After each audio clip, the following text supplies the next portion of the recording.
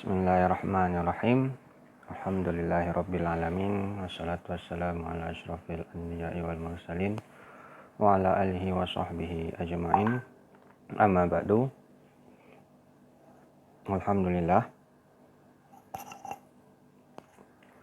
Alhamdulillahirabbil alamin. Puji syukur kepada Allah, salawat dan salam kepada Rasulullah sallallahu alaihi wasallam. Baik, pada pejuang-pejuang ilmu, pada kesempatan ini kita lanjutkan diskusi kita terkait tentang mengantar studi pemikiran Islam. Pada video materi Islam sebelumnya, kita sudah membahas tentang perkembangan awal pemikiran Islam pada periode awal ya. Perkembangan pemikiran Islam pada periode awal, yaitu terkait dengan persoalan-persoalan hukum yang menuntut kejelasan tentang keadaan yang berkembang di tengah-tengah umat Islam terkait dengan persoalan-persoalan hukum syariat pastinya. Nah, kita masih berbicara tentang perkembangan pemikiran Islam pada periode awal dengan dimensi yang berbeda. Ya, dimensi yang akan berbeda lagi dari apa yang sudah kita sampaikan pada materi sebelumnya. Nah, ketika kita melihat perkembangan yang terjadi pasca wafatnya Rasulullah Sallallahu Alaihi Wasallam, maka sudah mulai ada perbedaan pandangan antara kaum muslimin, baik itu dari Ansar dan Muhajirin, terkait siapa yang pantas dan layak menjadi khalifah ataupun pemimpin setelah Nabi Muhammad Sallallahu Alaihi Wasallam. Nah, sebagian kelompok mengatakan, atau dari Muhajirin ada yang mengatakan Abu Bakar lah yang layak. Dari Ansar mengatakan mereka lah yang layak. Dan ada sekelompok yang lain mengatakan Ali lah yang layak menjadi khalifah setelah Rasulullah Sallallahu Alaihi Wasallam. Namun alhamdulillah ditemukan kesepakatan di kalangan baik Ansar dan Muhajirin dengan berbagai macam pertimbangan dan diskusi, maka terpilihlah Abu Bakar radhiyallahu anhu sebagai khalifah. Maka dibaiat, ya, semua berbaiat, artinya sumpah setia, pengakuan terhadap kekhalifahan Abu Bakar radhiyallahu anhu. Pada masa awal Islam ini sudah mulai dalam beberapa literatur sejarah menuliskan bahwa Ali adalah sahabat yang terakhir yang membaiat Abu Bakar radhiyallahu anhu. Perlu kita pahami di sini, sebagian kalangan orientalis dalam tanda kutip mengatakan bahwasanya itu adalah bentuk penolakan Ali terhadap Khalifah Abu Bakar. Namun kondisinya bukan seperti itu. Ya, kondisinya bukan seperti itu, di mana pada waktu itu Ali ada merupakan bagian dari Ahlul Bait, keluarga Nabi Sallallahu Alaihi Wasallam. Sepeninggal Nabi mempunyai beberapa urusan terkait dengan persoalan keluarga yang akhirnya menunda pembaiatannya terhadap kekhalifahan Abu Bakar radhiyallahu anhu. Namun setelah urusan itu selesai, keluarga sudah mulai tenang, Ali sendiri yang membaiat Abu Bakar radhiyallahu anhu. Jadi sebenarnya tidak ada masalah ya pada waktu itu antara Abu Bakar dengan Ali radhiyallahu anhu. Dan itu sifatnya manusiawi. Ada di antara kita yang melihat si ini yang pantas, ada di antara yang lain melihat si anu yang pantas, dan seterusnya. Itu adalah manusiawi. Dan perbedaan itu adalah sesuatu yang lumrah ya, bukan berarti dalam bentuk perpecahan. Belum ada bentuk perpecahan pada waktu itu. Nah, selanjutnya adalah setelah berkembangnya Islam ya pada masa Khalifah Abu Bakar radhiyallahu anhu, lalu dilanjutkan lagi dengan oleh Khalifah Umar bin Khattab. Setelah masa kekhalifahan Umar bin Khattab radhiyallahu anhu dilanjutkan oleh kekhalifahan Utsman bin Affan. Nah, pada masa Khalifah Utsman bin Affan, luas kekuasaan Islam sudah mulai masuk kepada Afrika ya, sudah masuk ke beberapa wilayah di benua Afrika. Sudah sangat luas sekali. Ya, sudah sangat luas sekali.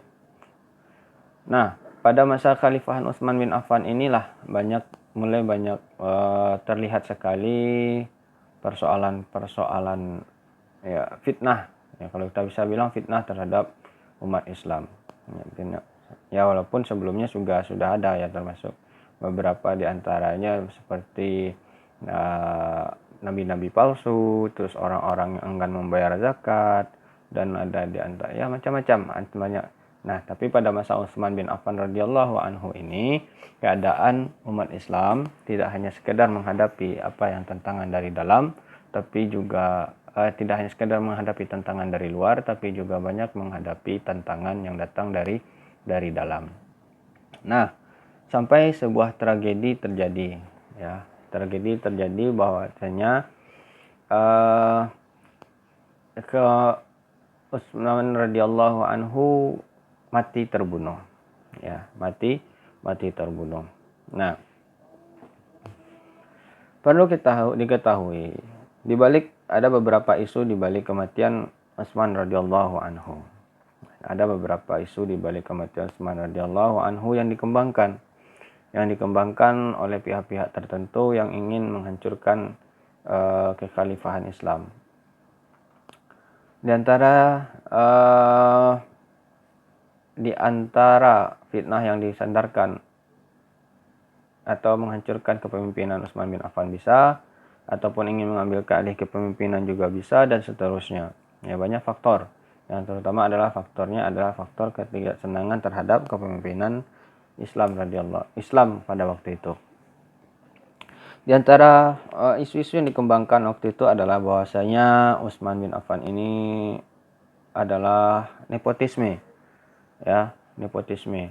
Utsman bin Affan orangnya nepotisme, membagi-bagi kekuasaannya hanya kepada orang-orang terdekatnya saja, atau orang-orang yang hanya berada pada garis keluarganya saja, dan macam-macam hal lagi yang dikembangkan pada waktu itu. Termasuk juga sudah mulai desas-desus bahwasanya kekhalifahan ataupun yang layak menjadi pemimpin itu adalah Ali bin Abi Thalib radhiyallahu anhu. Nah, kita tidak bisa mengklaim ataupun menjustifikasi dengan apa yang berkembang, dengan isu yang berkembang terhadap Sayyidina Utsman radhiyallahu anhu itu. Karena apa? Sayyidina Utsman secara pribadi adalah sosok yang jujur, ya, punya kredibilitas dan kejujuran, dan diakui oleh para sahabat-sahabat. Dan isu politik adalah isu yang paling asik untuk dimainkan ya. Sampai kapanpun isu politik itu adalah isu yang paling asik untuk dimainkan.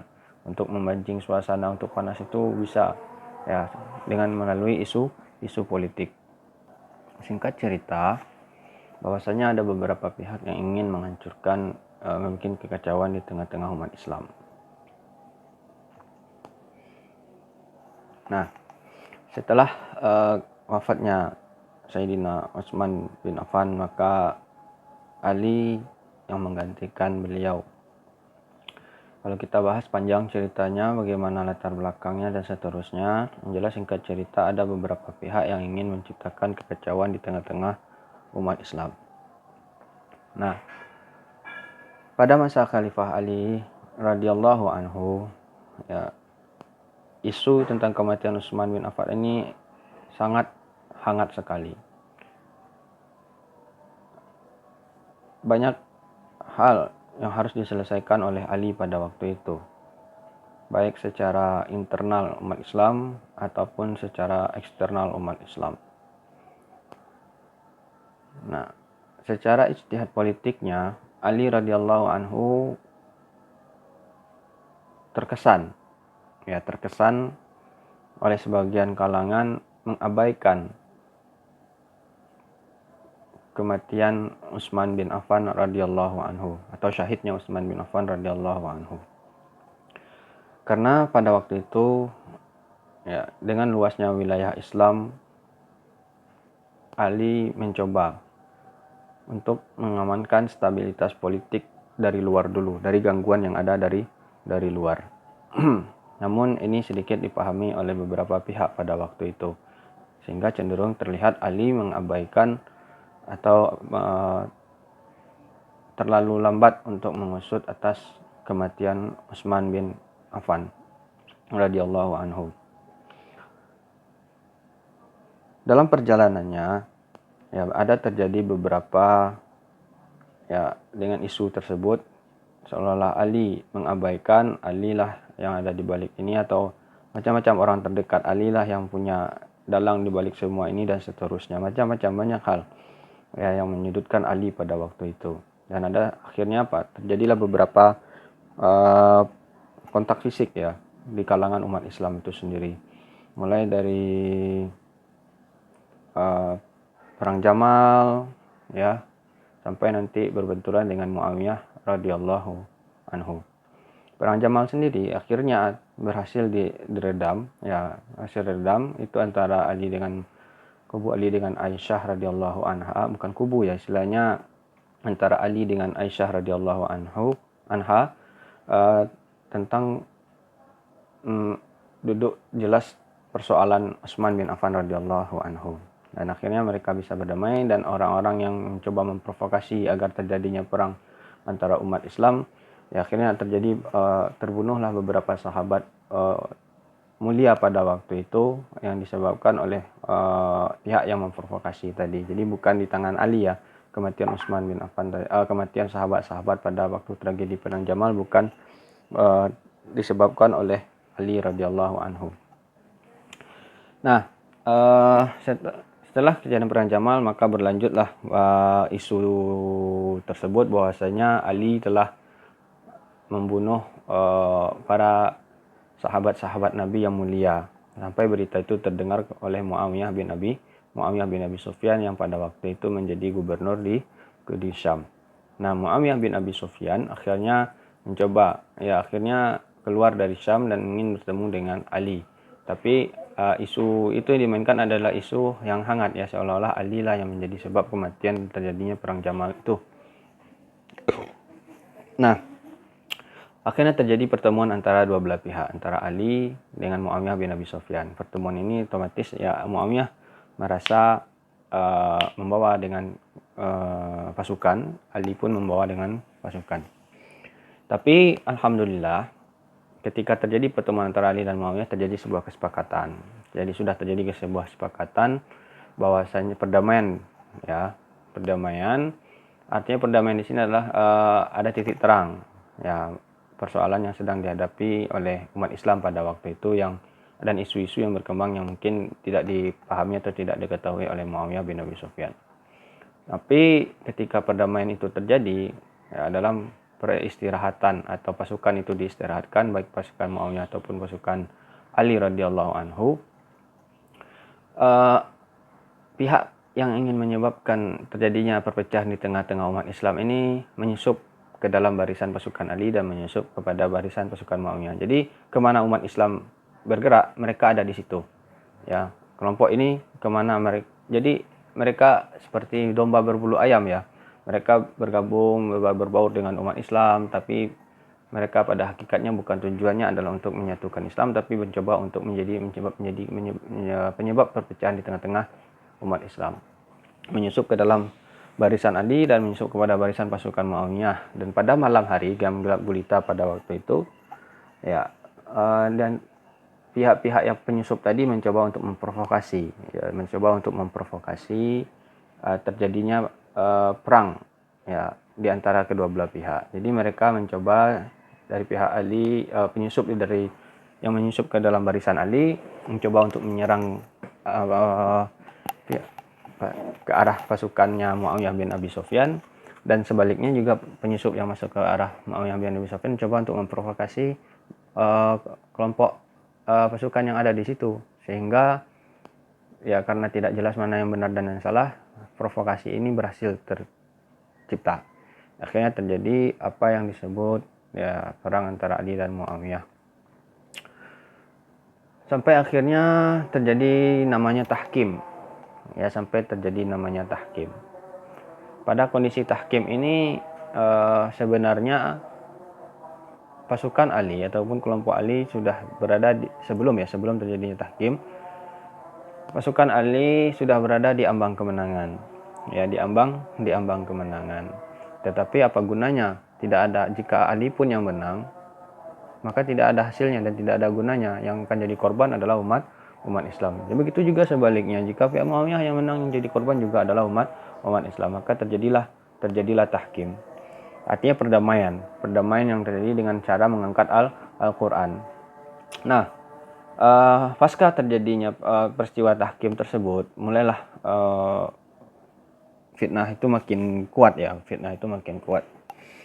Sudah mulai yang berawal dari persoalan-persoalan kepemimpinan tadi, ada orang-orang yang ingin membuat kekacauan di tengah-tengah kedamaian umat Islam. Maka muncul sebuah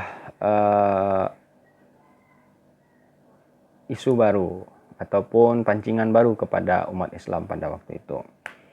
Di antara pancingan tersebut adalah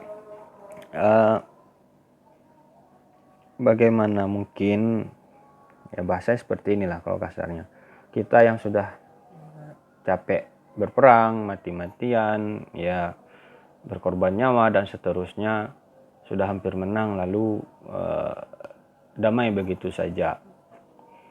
Dan ini otomatis ya ada beberapa pihak juga yang mencoba untuk memancing psikologi, ya, kemarahan psikologis seperti itu. Nah, akhirnya stigma seperti itu termakan oleh sebagian kalangan pasukan Ali atau orang yang sebelumnya mendukung berada pada barisan Ali atau berada pada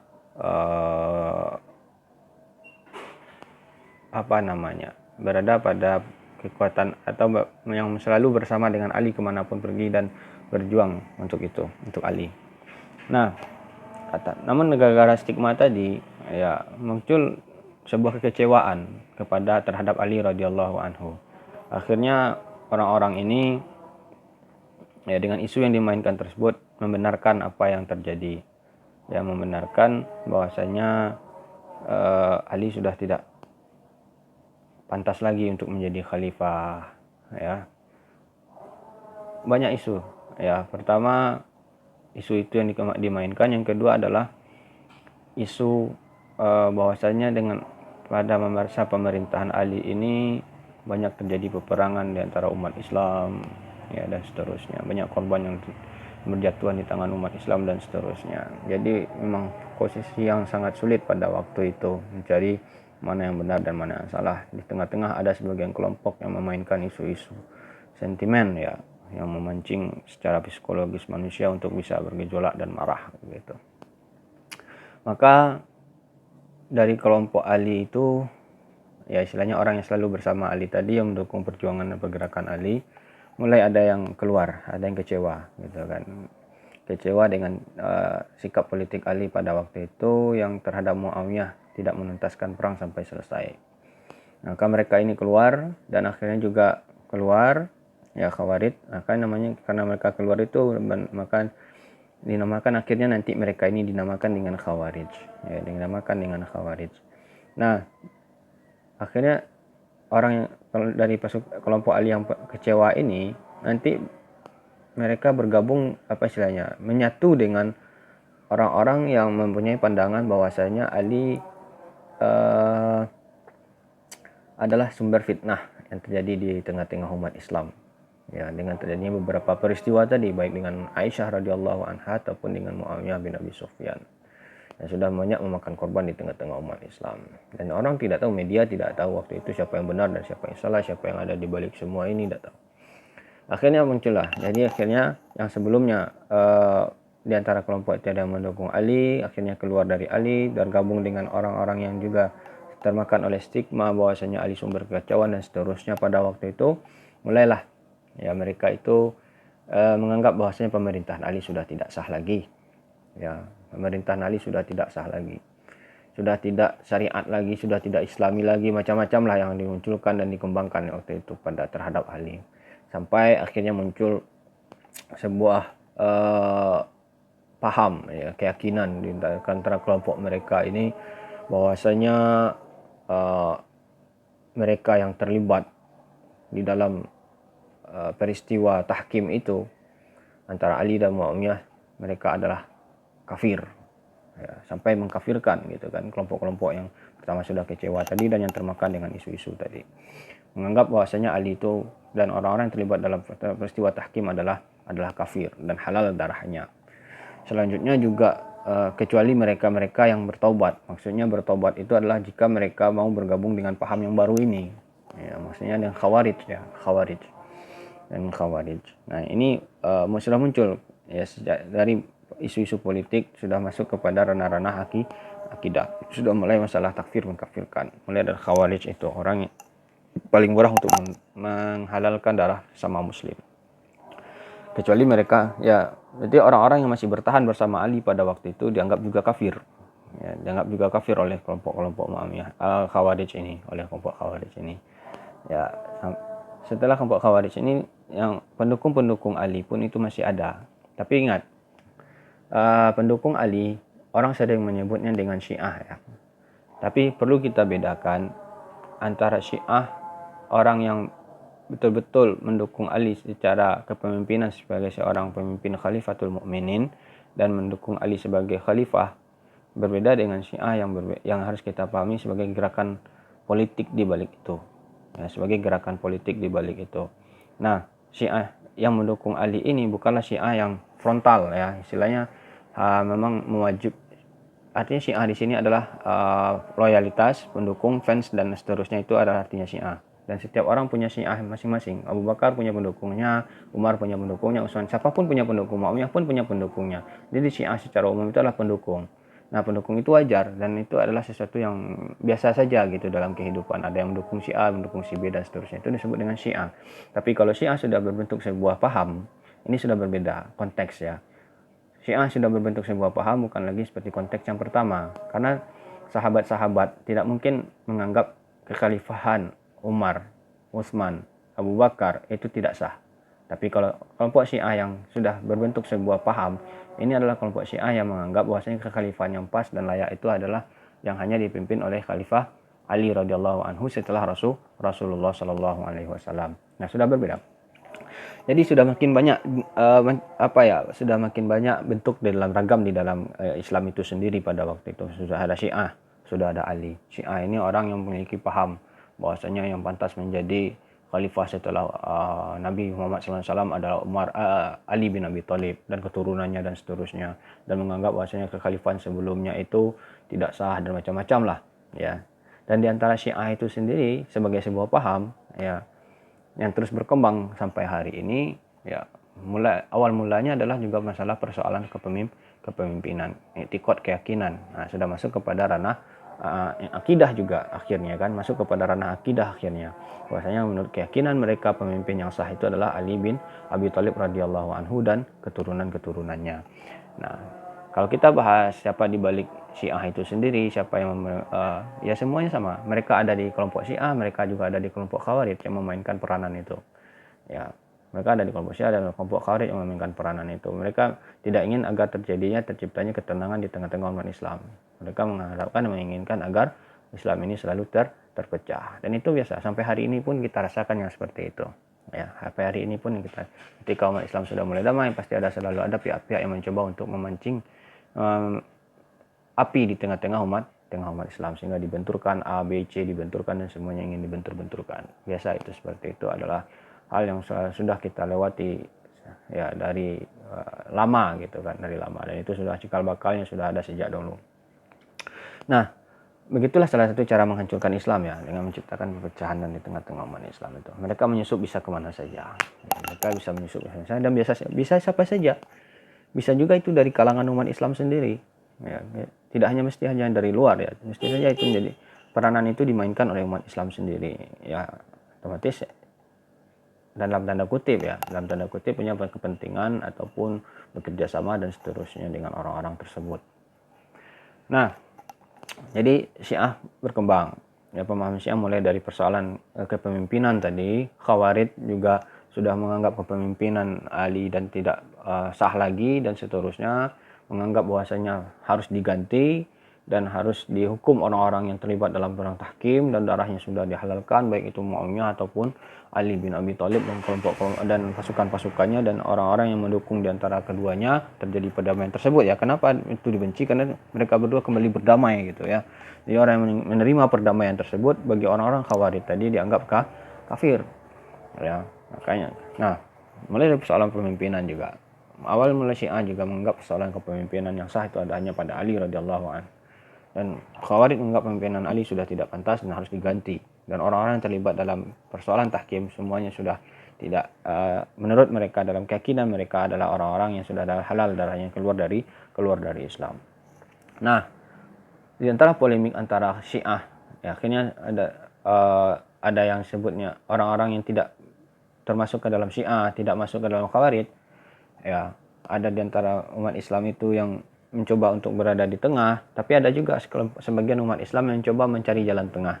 Ya, mencari jalan tengah. Jalan tengah itu yang dimaksud adalah mereka tidak ingin terlibat antara Khawarij dengan Syiah. Ya, Khawarij dan Syiah. Dan Khawarij mengkafirkan ya orang-orang yang terlibat dalam tahkim. Syiah mengkafirkan Khawarij karena sudah mengkafirkan Ali dan tidak menerima kepemimpinan Ali, kekhalifahan Ali radhiyallahu anhu. Tadi kafir mengkafirkan. Jadi polemik ideologi secara akidah ya. Nah, ada satu pihak mencoba untuk mencari jalan tengah. Artinya apa? Persoalan itu siapa yang benar dan siapa yang salah dikembalikan kepada Allah dan hukumnya ditangguhkan. Maka disebut dengan murji'ah. Artinya mereka irja menangguhkan hukum. Ya, menangguhkan hukum persoalan yang sedang terjadi antara baik dalam persoalan tahkim dan persoalan yang terjadi antara Syiah dengan Khawarij. Tapi yang ini disebut mereka mencoba mencari jalan tengah, irja, menangguhkan persoalan tersebut dan memutuskan hubungannya nanti di hadapan Allah Subhanahu wa taala. Singkat cerita saja. Ya, berarti sudah ada muncul beberapa aliran pada waktu itu. Pertama sudah ada Syiah, yang kedua ada Khawarij, yang ketiga ada Murji'ah, ya. Yang keempat adalah orang kalangan umat Islam yang tidak memiliki identitas di antara ketiga identitas ini. Ya, karena waktu itu belum ada istilahnya Ahlussunnah wal Jamaah. Ya, Sunni belum ada, tapi kita sebut saja mereka adalah orang-orang yang tidak terlibat atau umat Islam yang tidak terlibat pada tidak terlibat atau tidak tergolong kepada tiga kelompok ini, baik Murji'ah, tidak juga Khawarij, tidak juga Syiah. Nah, karena istilah Ahlussunnah waktu itu belum ada. Nah, ditambah lagi sesuai setelah terjadi perdebatan ya, persoalan kepemimpinan, keyakinan, takfiri ya, kafir mengkafirkan, ada juga mengatakan mulai berkembang merambas kepada persoalan-persoalan yang lain ya, merambas kepada persoalan-persoalan lain, yaitu yang terkait dengan persoalan-persoalan akidah atau terkait dengan persoalan-persoalan teologi. Kalau kita bahasakan dengan bahasa ilmiahnya adalah persoalan-persoalan teologi atau persoalan-persoalan yang menyangkut tentang masalah keyakinan. Nah, dengan berkembangnya waktu dan sudah berkembangnya filsafat di tengah-tengah umat Islam. Ya, sudah berkembangnya filsafat di tengah-tengah umat Islam, maka dinamika pemahaman teologi pun banyak mewarnai dunia Islam. Ya, banyak mewarnai dunia Islam. Mulai dari tadi persoalan politik, sekarang sudah masuk kepada persoalan-persoalan filsafat. Ya, masuk pada persoalan filsafat dan pengaruh-pengaruh keyakinan agama-agama sebelum Islam masuk ke wilayah tersebut. Ya. Jadi dinamikanya sudah makin banyak, dinamikanya sudah makin berkembang. Nah, di tengah perkembangan tersebut lahirlah yang namanya kaum rasionalis. Ya, kaum rasionalis. Kaum rasionalis ini kalau kita sebut sekarang ini adalah dengan kaum Mu'tazilah. Ya, disebut dengan kaum Mu'tazilah. Ya, kaum Mu'tazilah, ya, nanti kita akan coba jelaskan tentang persoalan-persoalan teologi yang terjadi di antara aliran-aliran ini. Setelah kaum Mu'tazilah maka juga ada namanya kaum lahir pula aliran atau paham Asy'ariyah. Jadi singkat, ada beberapa tadi, ada namanya Syiah, ada Khawarij, ada Murji'ah, ada Asy'ariyah, ada Mu'tazilah, ada Asy'ariyah, dan ada nanti juga selain itu disebut juga dengan Maturidiyah. Nah, di antara aliran-aliran kalau bahasanya kita sebut dengan aliran teologi, ya. Kalau kita dalam Islam itu disebut dengan aliran kalam. Ya, aliran teologi ataupun aliran-aliran kalam yang ada di dalam Islam. Persoalan-persoalan yang terjadi adalah perdebatan tentang persoalan siapa yang beriman dan siapa yang kafir, itu pertama sekali. Siapa yang beriman dan siapa yang kafir. Nah, dan bagaimana status orang yang beriman nantinya, bagaimana status orang kafir nanti di akhirat, ya.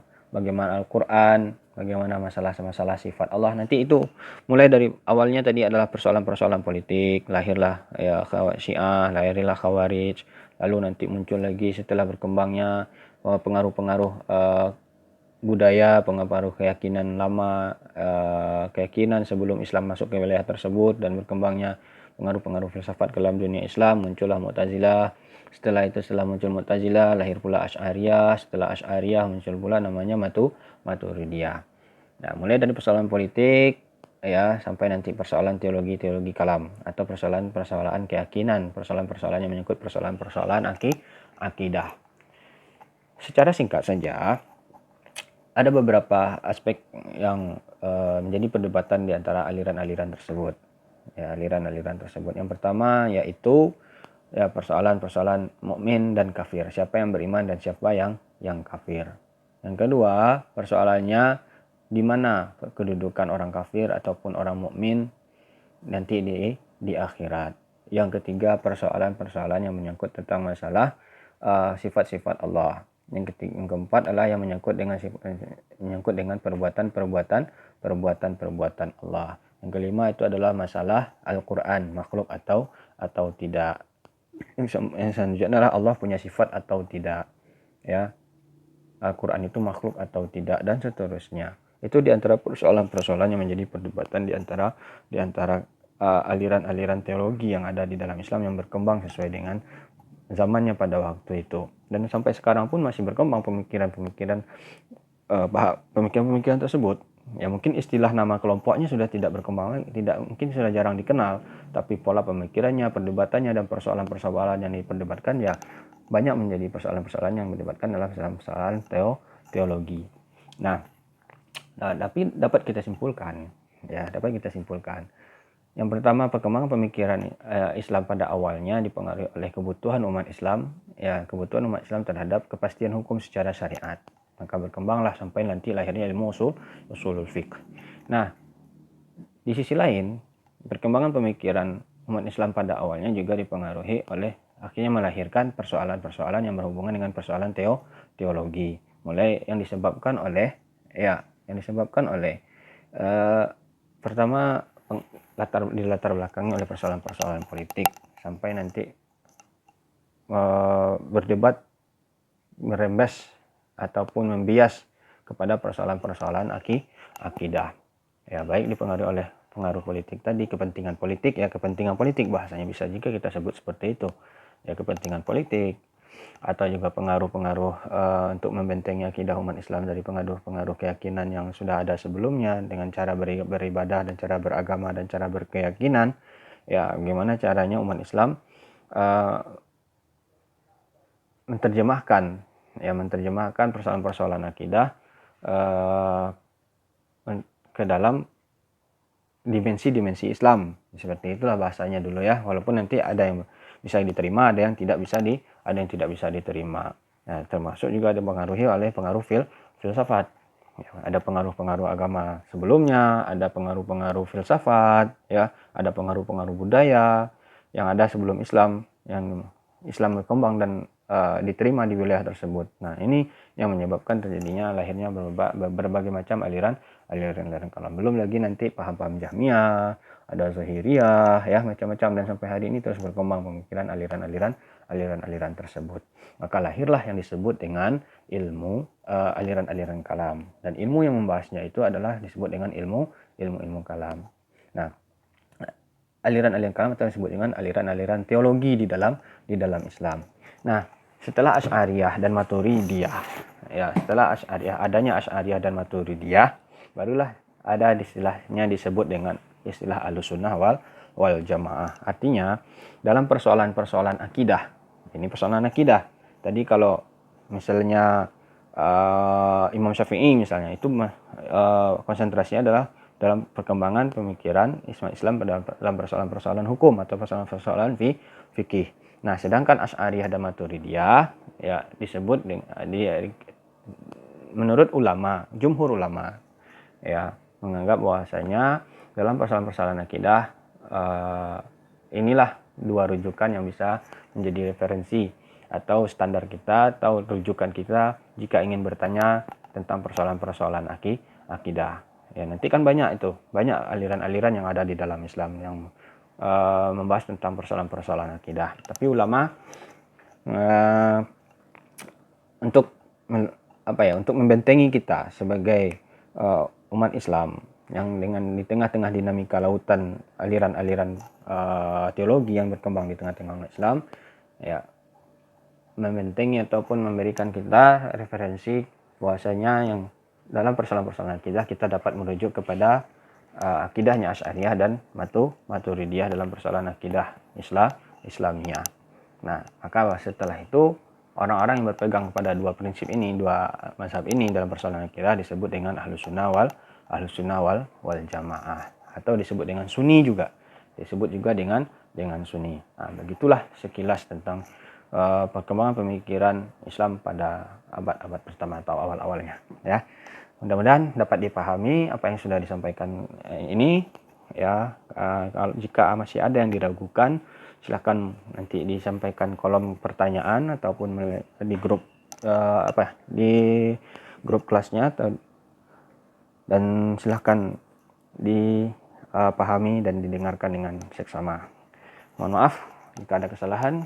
Astaghfirullahaladzim. Subhanakallahumma wa bihamdika asyhadu an la ilaha illa anta astaghfiruka wa atubu ilaik. Wassalamualaikum warahmatullahi wabarakatuh.